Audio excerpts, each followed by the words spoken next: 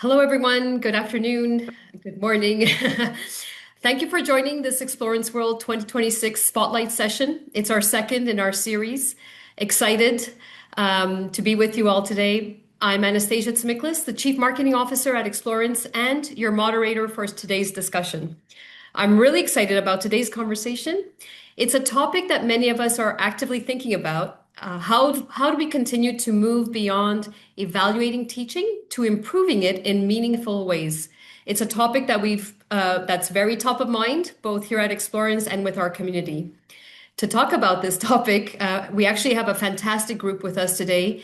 They are also the authors of Transforming College Teaching Evaluation. We'll learn a little bit more about the book. And the group includes, I'll introduce everyone quickly. So we have Andrea Follmer Greenhoot from the University of Kansas. We have Noah Finkelstein from University of Colorado Boulder. Next, we have Gabriella Weaver from University of Massachusetts Amherst. We have Ann Austin from Michigan State University and Emily Miller from the Association of American Universities.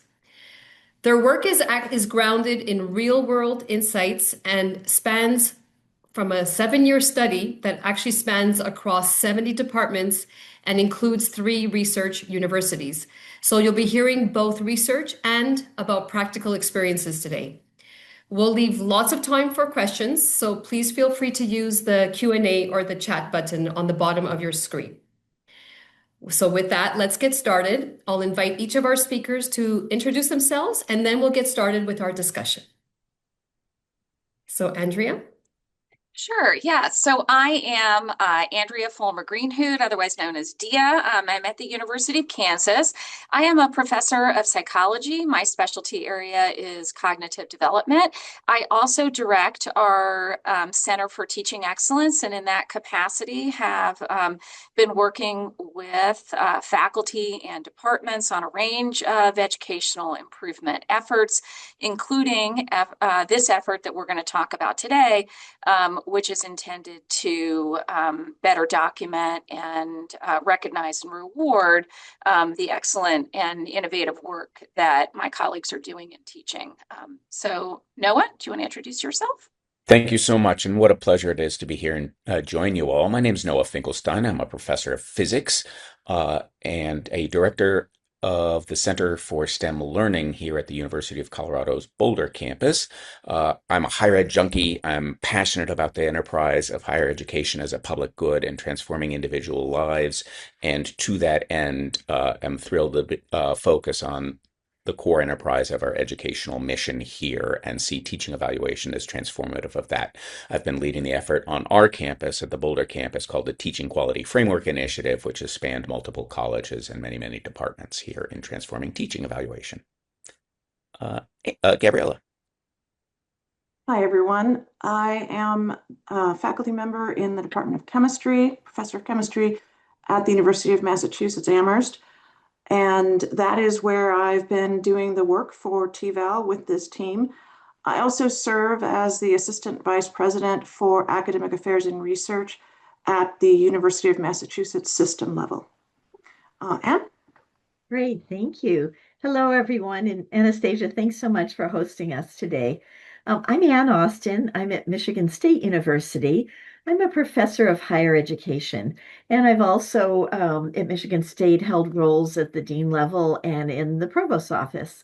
My role with this group has been to really help us study what we're going to talk about today. We've been trying to not only change teaching evaluation, but learn at the organizational level, what are the steps to do that and what works well? So I'm delighted to be here for the conversation today. I'll turn it over to our colleague, Emily Miller. Thanks, Anne. Hello, everyone. I'm Emily Miller. I'm Vice President for Research and Institutional Policy at the Association of American Universities. It's been a pleasure to collaborate with this research team and link the work that AAU has been doing with its 71 campuses in the space of improving undergraduate STEM education, particularly in the context of leading research universities. So I'm happy to be a part of the conversation today, and really thank you so much for having us here today. Thank you and welcome to the group. Go ahead, Dia. Oh, I was going to say, I'm going to start just by providing an overview of this initiative that we've been working on. We've each referenced the TVAL Coalition or project. So this, as a team, we have been collaborating on an effort to transform teaching evaluation for almost a decade. And our goal has been to foster more holistic approaches to documenting and evaluating and rewarding teaching. And I know most of you in the audience have been working on improving your methods for collecting student feedback, and that's a big part of your connection to Explorance, which is hosting this webinar. And we as a team really believe that student feedback provides really important insights into teaching quality. But we also recognize that it's limited. And really traditional measures like that our institutions have relied upon for decades, student ratings, and then the occasional drive-by peer evaluation of classroom activities, those we believe are really narrow. They miss a lot of what we know is involved in effective and innovative teaching, and especially the intellectual work that effective instructors put into designing, redesigning courses and assignments so that they can facilitate and improve student learning. So we have really been working to advance a more holistic approach to what we evaluate and the evidence that we speak to it. And this is an approach that really provides more context for the student feedback by also looking at more robust evidence that's provided by other sources, including peers and instructor self-reflection.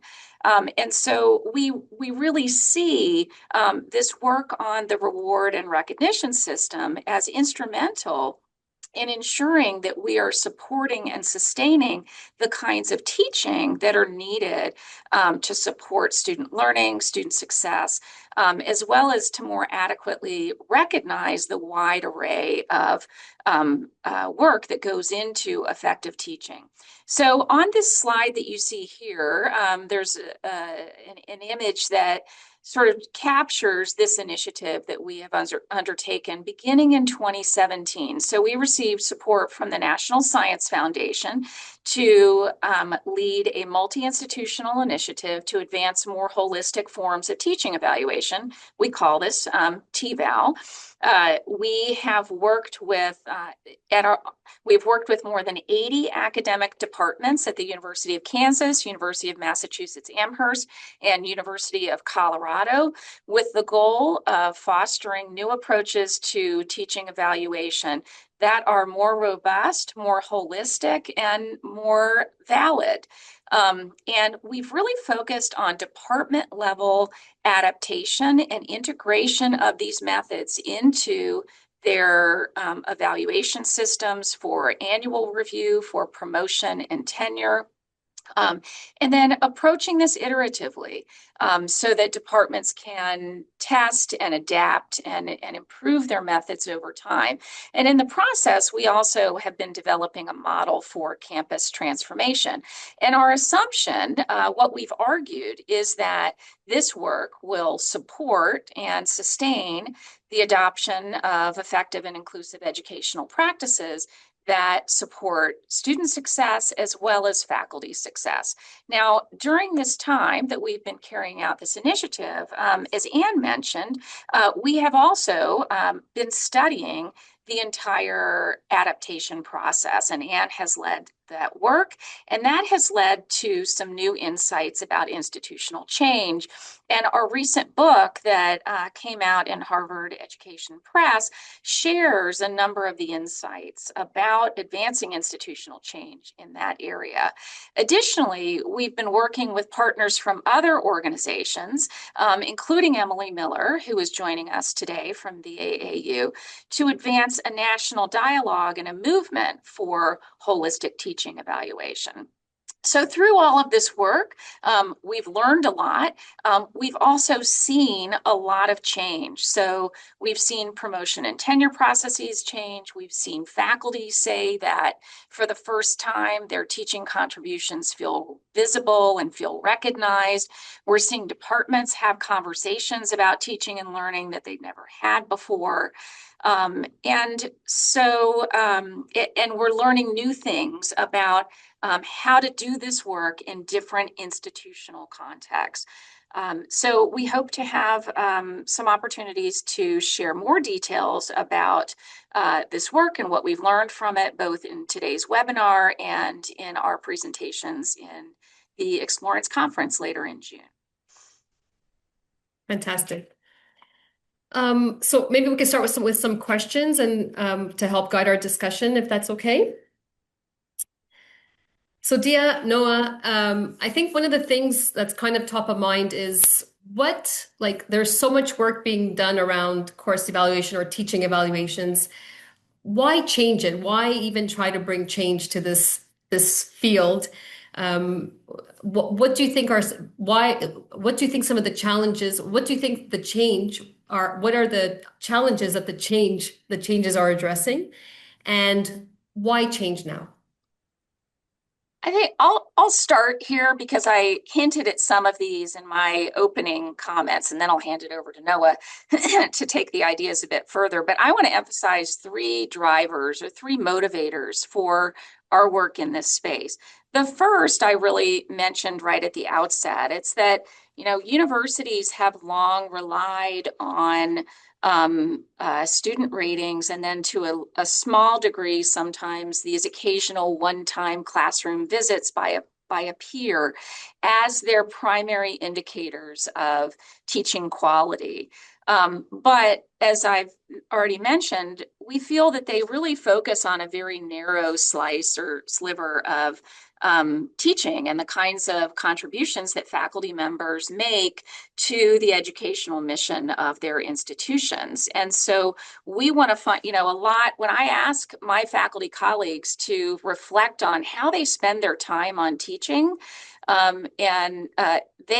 they will write out a number of activities, the vast majority of which do not really get captured by the student perspective or a peer's observation of a single class. So there's a lot of intellectual work that goes into thinking about what you're going to teach, why you're going to teach it, how you'll approach it, are students meeting the outcomes that you expect, and what can you do to improve those? And so we really want a system that captures all of that intellectual work that can then put the student feedback into a broader context, so that we understand why students might be saying what they are saying. So to create a much richer set of metrics that provide more information about teaching quality. So that's one thing. And then I guess I would also say, I'm sure many in the audience are aware that student ratings have other shortcomings, like there's a whole literature on possible biases. So the other part of our system that's really important is that we draw upon multiple sources so that we're able to limit bias. We're getting information from lots of different sources as one way to mitigate the bias that's associated with any single lens. Second, the second motivator is really a bit bigger picture, and it is that universities today are really emphasizing the importance of student success, helping our students meet their aspirations through their education. But a lot of the practices that are needed to advance those outcomes are not being recognized in the reward system. So we see a real disconnect between universities' stated goal and mission related to education and the way our reward systems are structured. And we want to promote a realignment. That disconnect isn't just dissatisfying, but it really creates a situation that undermines faculty practice and student success. So our system, this more holistic framework, helps an institution or an academic unit come to a shared definition of teaching quality that they can agree upon and then make transparent to all stakeholders.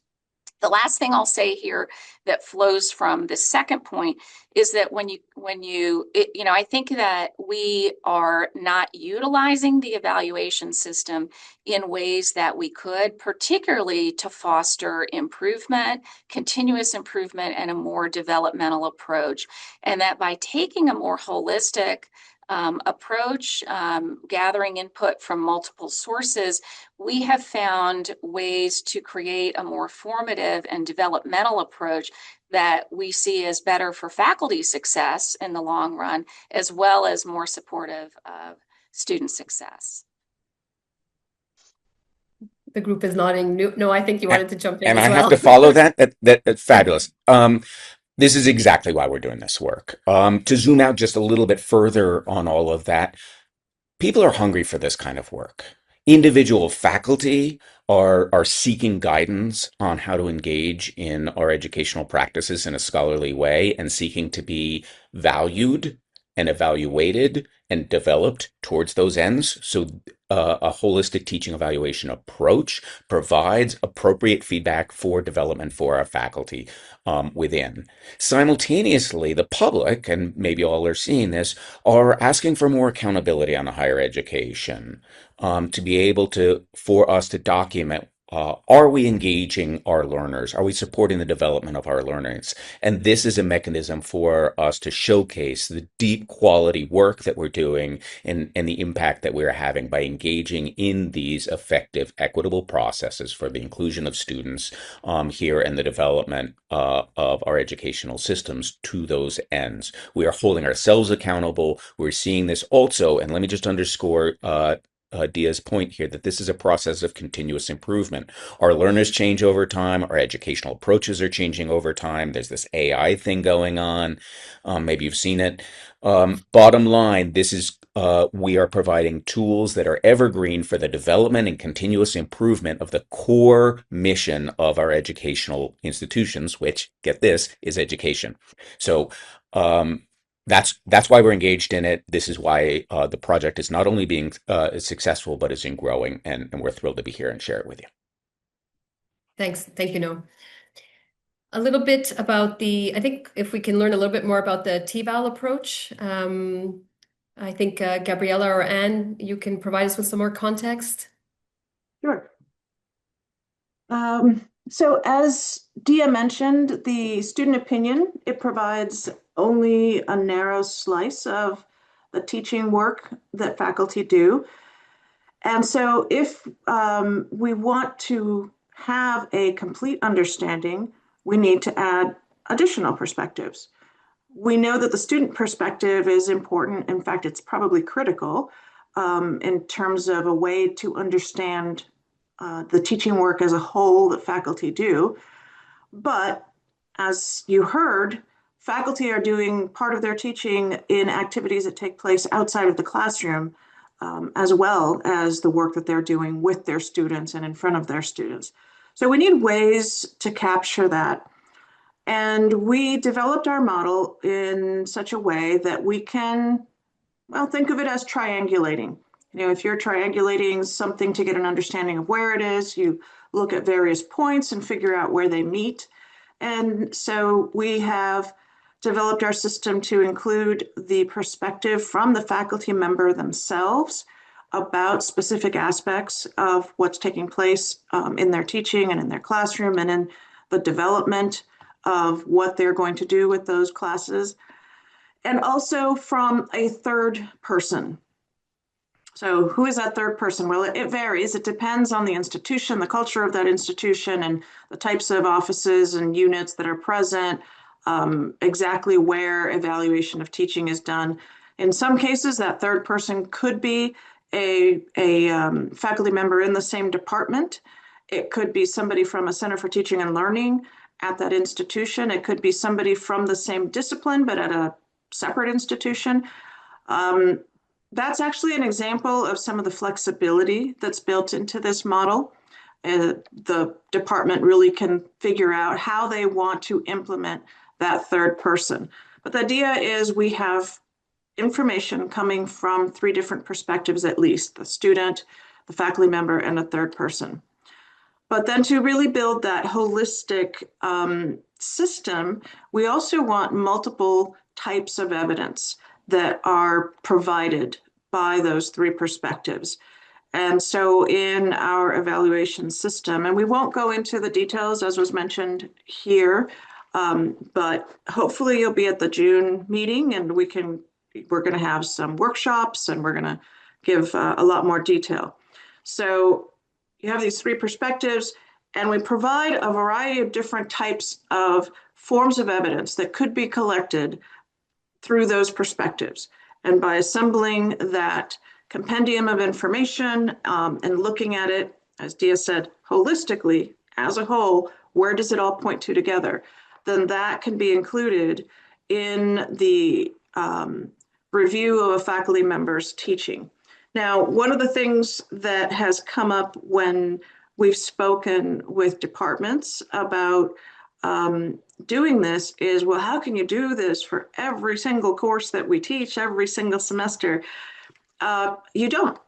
This is not basically just a replacement, one-to-one for student surveys. We're looking at the work of a faculty member. So not necessarily in a single course, but across their courses, not necessarily in a single semester, but over some period of time. Again, that's something that departments would determine. What is the best way to implement this given the size of our faculty, the number of people who are available to give outside input, and so on. So that's the nuts and bolts of it. I wanted to ask Anne if she could talk more about the beyond the department aspect of this. Thanks, Gabriella. I will be happy to do that. As we got started, I mentioned that in addition to developing this approach and implementing it over the last 7 years with support from the National Science Foundation, we've wanted to learn about how to do it. How do you bring about what really is could be considered an organizational change project to a department or to a university. And we do know, as we talk with colleagues across the country, sometimes people say, well, how do you go about this?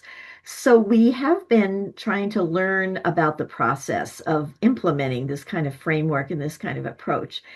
I thought right now what might be helpful is just to highlight, I selected sort of 5 key ideas that we've learned about how to go about this work. Not so much the framework itself, which my colleagues have been explaining, but how do you really, if a group of faculty or institutional leaders get interested in this, what are good things to think about in terms of the change process? So maybe I'll just briefly highlight some of the 5 lessons, I guess I would say, we've learned about the change process.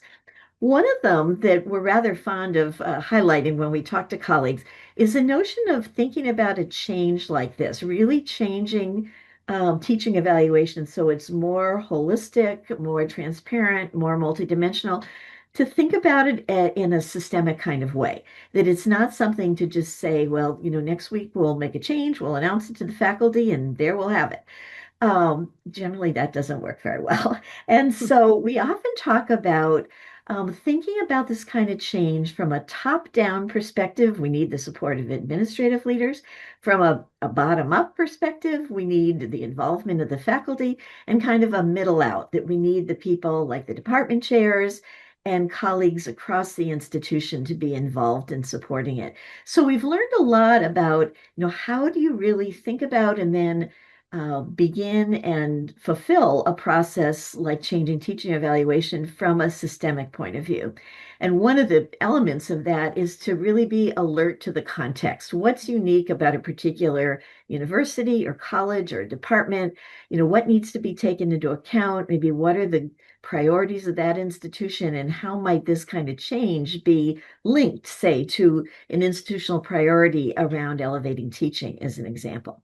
So that's one of the things we've learned, be really systemic in the approach.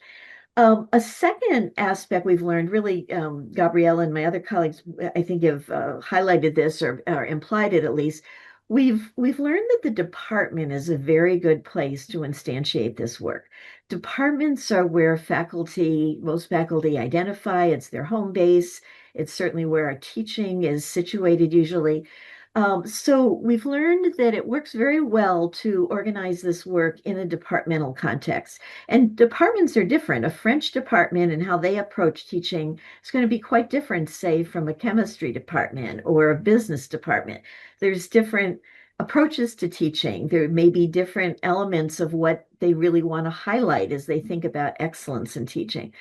So a second point we've learned is to really organize the development of this work, the conversations, getting people involved at the department level. That works well.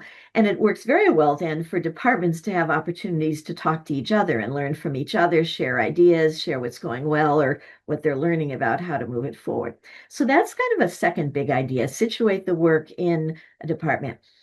A third idea we've learned about is it's really important to think about how to engage the faculty. Most faculty members don't like things happening to them. I can say that as somebody who's been a faculty member for a long time and also been a leader of faculty. This needs to be pretty collaborative kind of work. And we've learned some ways to do that. How do you really involve faculty? We've learned that it often helps to start in a department with faculty who are kind of already interested and maybe asking questions about how can we improve our teaching evaluation and maybe with people who are especially oriented to being innovative in their teaching. But then to realize that's the starting point, we need to find ways to include a broader array of faculty. And one of the ways, there's a variety of ways to do it, but one of the ways is to organize conversations, to invite faculty members into opportunities to talk with their colleagues in their department, share ideas, recognize that sometimes when you try something new at first, it doesn't always go as smoothly as you might want, and you may want to learn from that. But bringing faculty together to share ideas within their department and across departments, we've learned can really work very, very well. And then to round this out in kind of the 5 ideas I thought I might highlight about change, a fourth one is the notion of really engaging a whole array of what we might call stakeholders or interested people on campus. The faculty, I was saying, absolutely critical because they're the ones doing the teaching. And they're kind of the starting point. But we have learned very much how important it is for department chairs to be leaders, to help explain why this is something important to put time into. Department chairs can kind of pave the way and make some space in people's schedules and make sure they know this is valued work. And similarly, deans and provosts can really elevate this work and say, this is something we value in our institution. We want to have our faculty doing this. We want to reward people. We want to recognize them for this work. So that array of thinking of the different people across campus, the people who are leading evaluation committees, say for promotion, would be really important to bring into the conversation. So a fourth big idea is, how do we engage all the stakeholders at the institution in this kind of change if we think about it as an organizational change? And then finally, I might mention that we've learned a lot about communication. It's very useful to create some narratives around this kind of work for department chairs or faculty members who are taking leadership or deans and provosts to think about how do we explain this? Why is it important? And that sort of links, Anastasia, to your first question. Why is this even an important thing to do now? So finding ways to kind of create a narrative, a story around it to share, and then also not only to communicate, but to celebrate some of the developments over time, what we're doing well, what we're learning, that elevates this kind of work. So those are, I tried to select 5 things that I think are really interesting about how to bring forward this work. We've learned a lot, and we do look forward, Anastasia, when we join you in the June National Conference to share some more of these ideas too. But let me turn it back to you at this point, Anastasia. Thank you, Anne. Thanks for those 5 ideas. And I know, like you said, we'll learn more. This is just a sneak peek. We'll learn more in Boston at Explorance World. Our next question, obviously the higher education landscape is changing. For sure, AI is one of those elements or one of those things changing, impacting us. Noah, to your point, have you heard about AI? But how does the current higher education landscape affect like the needs or opportunities for teaching evaluation reform? I think Emily or Gabriella, you were going to take that one. I was going to begin with some reflections and thoughts coming from AAU and more of a national perspective, but I encourage my colleagues to contribute as well. But I think, as many in the audience are aware, there's significant pressures on the sector of higher education right now, and I could illuminate them. But they are real, and they are generating a real need to both reaffirm and redesign and orientate our institutions for the current and future contexts. And that would be, I think, across all sectors of higher education. I am deeply more aware of it in the context of research universities and can speak more to that. But that is happening across the sector of higher education. And one area that I think all institutions are deeply looking at, and I think, as it was alluded to in Noah's opening remarks, are around talking about the public and the public trust, is just the real essential role of undergraduate teaching on our college campuses, and how our institutions are ensuring student academic success and helping students achieve their professional goals that they have. And so promoting the use of evidence-based pedagogical practices that we know engage our students in the subject matters and in their learning, and also contribute to deep student learning, has been a movement that and area of work that many of our institutions have taken on. I think our departments are really working to try to foster that support for the faculty members in using these teaching practices. And our institutions have really invested in institutional infrastructures to partner with faculty and partner with academic departments. And so I think it's really pushed on the question is, how do you value and recognize these contributions in the educational environment that you're in? And so to really help so that's what I think makes it central, that we're talking about how the faculty reward structures and how you think about valuing faculty members' contributions. And in the conversation of this space, we're talking about the educational contributions very much in the undergraduate space. But what I wanted to also elevate of what's happening nationally as well is it's sitting in a context where we're seeing an expanded range of faculty research and scholarship in a whole range of areas. There are faculty members dedicated a lot of their career to public impact research, or really delving into entrepreneurship and innovation, heavy focus on doctoral and trainee mentorship, public access to research data, industry partnerships in the space of research and teaching and learning. And so there are numerous networks, alliances, all dedicated to valuing this expanded range of faculty work. And in all of those conversations, they're saying how within the advancement of a faculty member in an institution are these contributions being recognized and rewarded. And I think it's pushing on questions overall is, how do we recognize these various contributions? What are the sources of evidence to demonstrate these contributions? How do you not privilege one type of contribution over another? How would a department collectively celebrate such achievements by a team of faculty member when the system has really been designed to advance an individual? So I would just say this conversation is in a much broader conversation of faculty academic work, the faculty reward structures, and really at a time when all sectors of higher education are really deeply reflecting and thinking about their institutional mission and how to achieve that with their faculty. But I'll pause there and turn it over to colleagues that I know also probably have many thoughts on this space about the current context and landscape of higher education. Yeah, so thanks, Emily. And I love that we have your perspective on the way that faculty work sort of writ large needs to be looked at and valued. And I wanted to add that I think this audience is probably well aware that the last year has been a seismic one for higher education. If we're talking about landscapes, it certainly is shifting.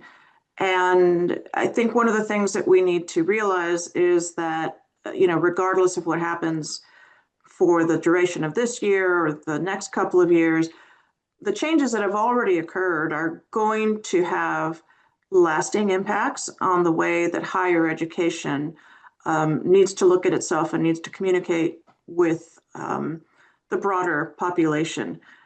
Of course, we've seen financial changes that have happened with respect to funding of research. We've seen public discourse that takes on a variety of different views about higher education. All of that, though it can shift quickly, it does lead to higher education needing to communicate better about its educational mission. We need to have greater depth of information about our educational mission and greater reliability about it so that we can communicate not just that, yeah, we do teaching in higher education and we offer such and such experiences, but these are the ways that the teaching is manifested. These are the ways that the teaching has an impact on our students on a daily basis, on their affect, and not only the numerical impacts. There are also changes to the landscape that are perhaps slower, longer term, but are happening, such as demographic shifts. Now, these are national changes that we're seeing, and there are others, for example, changes in climate, changes in the economy. These are slower, longer term changes. And higher education needs to be able to adapt to those shifting landscapes, but it also needs to have a better understanding of the educational experience that everyone on their campuses are going through, students and faculty. And so a holistic way of evaluating, really of understanding the teaching mission is the only way that we can do that we can see what do we need to do to enable faculty to meet the moment, to better serve students. What are students really experiencing? And what are the tools that we're going to need to think about to ensure that the institution is actually achieving the mission that it sets out for itself? Gabriella, I really appreciate your comments, and it sparked one point that I wanted to add. And I would say the tremendous financial uncertainty, which I see across all sectors of higher education, but particularly with the research universities, it is driving institutions to assess how they will deliver the undergraduate curriculum. And that will be very different, I think, hiring practices going forward. And I think that's going to be another factor that will be a contributor to how do we think about recognizing and rewarding and advancing the faculty members that are brought in to deliver the undergraduate education and curriculum. This work really becomes essential in that space.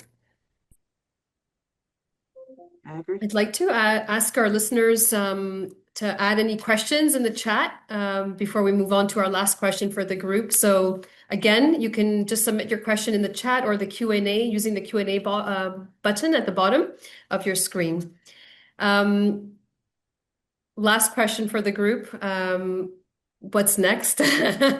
Lots of great work. Where is the work going next? What else can we expect, and what else can we expect to hear at Explorance World? I'll begin with all of this. What's next? An invitation to join us, an invitation to participate, share the amazing work that you all are doing. Join us at Explorance for sure.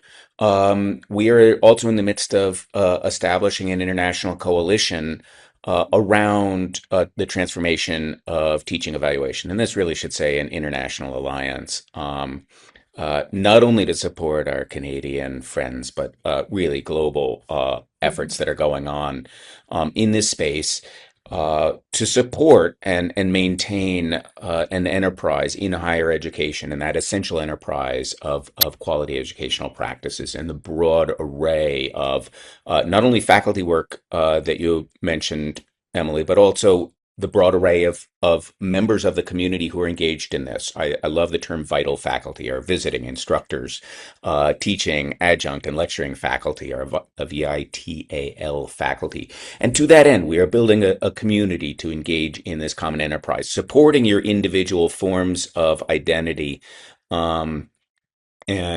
engagement, how you're acting on your own campuses. And that's a central part of our effort, is to understand and value local context, but to have enough of a common language to be able to share materials and resources. So to that end, you'll see a somewhat complicated diagram. I'll call your attention to the purple in the middle here, which is we are about two things in forming this international alliance. One is community engagement, engaging in collective dialogue and sharing and showcasing ideas, and that will happen through national convenings and gatherings, such as the June meeting at Explorance.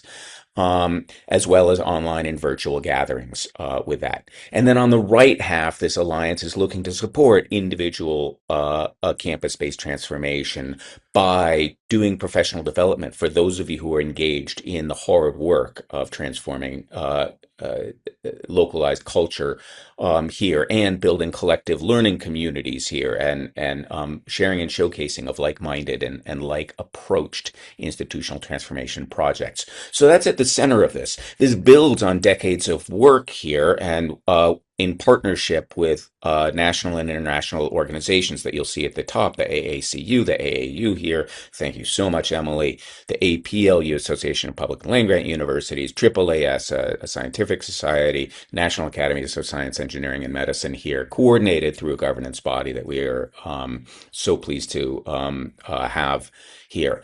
And bottom line, we have a bunch of resources that we're looking to share and showcase here, which is a resource repository in particular about evaluation and research. As you're interested, join us.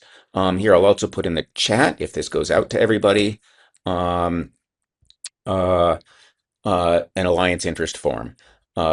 So showcase your interest and interest in participation in all that. And you want to lead more, you want to be able to like really study up and ask the hard questions of us, please join us at Explorance. And we have a book around this. We're academics, and so our book is through Harvard Education Press here, but it's a very pragmatic-oriented book. It's designed to give a stepwise guide, as well as for those people who want to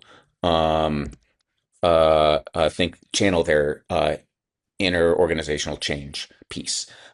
So really eager to turn to your questions at this point and invite you to engage in that as well as invite you to our events in June.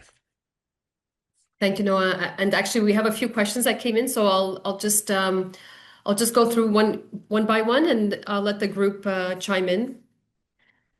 Okay, so I think there were questions about, hey, I'd love to get involved with the Alliance. I'm not necessarily coming to Explorance World, June 16th to the 19th in Boston, but I think we have the link up for the form for the Alliance, correct? And there was the QR code, but we'll also share after the webinar. We'll provide the on-demand version of the webinar to everyone that attended, and we'll include the link to the Alliance form as well.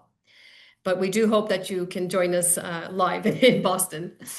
Okay, so a couple of other questions from our listeners. The first one, from a small community college perspective, a new Blue customer, so that's great, but won't be able to attend the conference, unfortunately. So each time we reform faculty evaluation, we make it more and more simple and limited. This kind of reform will ask us to blow up our current model. Where do we start? Not sure who wants to take that one. I'll take a quick stab and just to get us started. So I did comment. Oh, Gabriella, excuse me. Sorry. Go ahead. I did reply to Elizabeth when she asked that, and it's absolutely that's a great observation. It's not about, okay, we've narrowed it down to 2 questions, so now we can, make a plot of the scores over 10 years and so on and so forth, which are, if you plot meaningless numbers, you're going to get meaningless trends. But you're right, it's about sort of rethinking the philosophy of what we're trying to use these evaluation approaches for, which is why we've talked so much about, needing to recognize faculty work and needing to adapt to new situations. And when we think about that, we realize, okay, what we're doing for the data collection is simply not going to get us to where we think we want to go. So I'll let my colleagues join in. Go ahead, Anne. Let me let Dia speak first. She was ready to a minute ago. Oh, sorry, Dia. No? Noah. Nope. All you, Anne. Okay. Well, I was going to say, I think I appreciate the question too, because it does sound like, gosh, this is a big project. I think one place to start is just within a department to have some conversations to say with colleagues in a department, what, number one, what do we want for our teaching? What are some of our goals as a group for the kind of teaching that we want? What would highlight for us in this department, a sense that we're really serving our learners and teaching in a way that we feel is appropriate for our discipline and who our students are. And that conversation might then lead into, do we have the information we need to help us to improve our teaching? And, we might say, well, yes, we have a good system to collect information from our students. And maybe that's what Elizabeth was referring to when she said they'd developed, I think she used the word kind of simple, probably easy to use system. And that's terrific. And probably that it's simplified is probably really terrific. But in a discussion, faculty might say, that's really helpful, but it would also help us if we had some colleagues looking at our work. Maybe we'd like to have some peer observation. Maybe we'd like to look at each other's syllabi. So I think the place to start is with, what do we want as a group in a department? And then none of this has to be all done at the same time. What we learned as we were studying the departments doing it is they took time over time, and this was all happening during the pandemic, so there were a lot of things to slow them down. But they might add a feature, let's add some peer evaluations. They didn't try to do everything all at once. So those would be just a few thoughts that would come to my mind. And Dee, I think you wanted to add some thoughts as well. Yeah, I would just want to point out that I think there's a real opportunity for institutions or departments now to build on what others have done. And in fact, that's been happening for many years now. So we have developed a lot of tools, rubrics that articulate criteria for these different dimensions of teaching that we've tried to elevate and make more visible.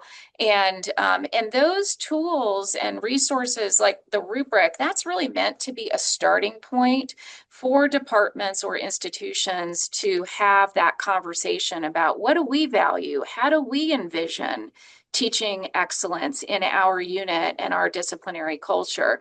So, and we've seen as we've worked with more and more departments on our campuses that those that are coming later in the work are able to build on both the tools and also existing models that have been incubated by some of the early adopters. And the work has gone much more quickly. So I think look for, and it doesn't just have to be our resources. There are a lot of institutions that are now doing this work. And part of what we want to do through this alliance is to bring together these resources so that it becomes easier to propagate these methods. The other thing I would point out is, we found it really fruitful when working with different departments to find, like, what's the on-ramp for this department? Where are the pain points or the opportunities that really resonate with this group? So there were some, like we had a department that had a really big group of new faculty, and they were concerned about mentoring them appropriately so that they would be successful when they hit their promotion and tenure point in year 6. And so they organized their initial work around formative peer review and mentoring. And then that became really pilot work for expanding it into the actual high stakes promotion and tenure processes. So I'd also just, echo what Ann says. You don't have to do everything, but figure out what's going to matter. What could people get excited about right now? And there are always opportunities to build upon that. I'm going to piggyback on this, if I may, then, and answer Wendy's fabulous question from Wendy Nelson's question from the Q&A here. This work is so important. We agree with you. We wouldn't be doing it otherwise. And so thank you. And thank you for your work that's going on. I currently work in a Center for Teaching Excellence as an instructional designer. Where would you suggest our institution start in this process? So I can't answer that for you because I don't know your institution per se, but very happy to sort of follow up as of interest. But I'll give you some summarize some of what Dia and Anne and Gabriella have said in another way, which is we often have a language for this that we take a grass tops approach. We start grassroots, follow top down. With all of this, it's a nice ecological metaphor in our system. But I mean this in two different ways here in thinking about grassroots and meeting top down. On the one hand, in practices and processes. So one way to start grassroots is, as Anne said, start with faculty discussions, engage them, invite them as a faculty who are interested into a convening into your Center for Teaching Excellence and participate and surface areas of interest and how can these kinds of tools support the goals and objectives that you all have in this. And top down in another way, which is this can start, and there are campus level commitments that ought to be secured from the get-go. Make sure that this is celebrated work at minimum from the top. And there are other places that actually require it or institutionalize that. It'll also depend differently if, of course, you're a unionized campus or not with all of that. But bring the relevant parties together. So this idea about bringing people, you can start from grassroots. Our group started with 7 interested people, and literally we're working across dozens of academic departments, hundreds of individuals now on our campus. The other place that I wanted to highlight in terms of the grass tops was you could start with we have a framework. A hallmark of what goes on is building on 40 years of scholarship, 50 years of scholarship on quality teaching and quality teaching evaluation. So we're not building this out of scratch, but this has constructed a framework. How do we understand what quality practices are? So that's embodied in a framework that we'll share with you more at Explorance, or it's in the book, or we can follow up otherwise. For you. So some academic units or groups of faculty start with that whole framework. Others say, no, we've got to address a particular challenge that we have. Our peer review system, our course observations just aren't working for us. So let's start on that particular initiative. Or maybe it's about the student rating systems. Maybe we're concerned about the bias or the non-actionable results that they're providing for us in this way. How do we modify those particular practices? All the while thinking about how does that one initiative then fit in with a broader framework or with then one particular approach.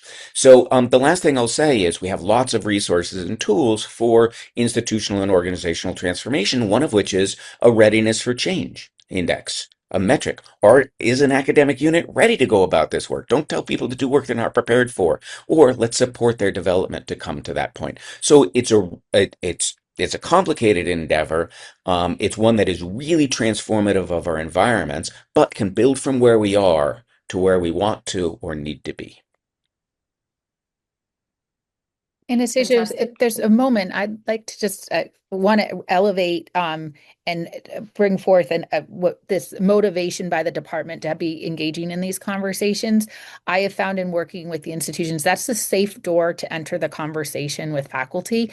And I just want to really emphasize that. But also, when you start to engage the department in conversations in this space, I think it's very critical that where's the institutional infrastructure, and I think this is what Noah was just alluding to support the department in doing this work and bringing that level, that expertise into partnership with the academic department in their goals. And I also wanted to elevate, and it hasn't come up in our conversation yet, is that disciplinary societies are also deeply talking about this, and the disciplines themselves are drivers and anchors to faculty behavior. And so I think it's another space, another place that where these conversations are happening and also could be leveraged by campuses locally, because the disciplines themselves are really deeply thinking about this as well. And I wanted to just bring that in addition to the institutional supports that can come to an academic department in these conversations, but also the discipline in of itself and the disciplinary societies. Thank you. Thanks for adding that, Emily. I think we're at time. Well, this has been such an insightful conversation. I feel like we can go on, and we will. We're going to continue the discussion.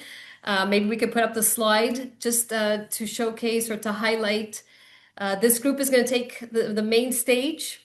Oh, that's the next slide, actually.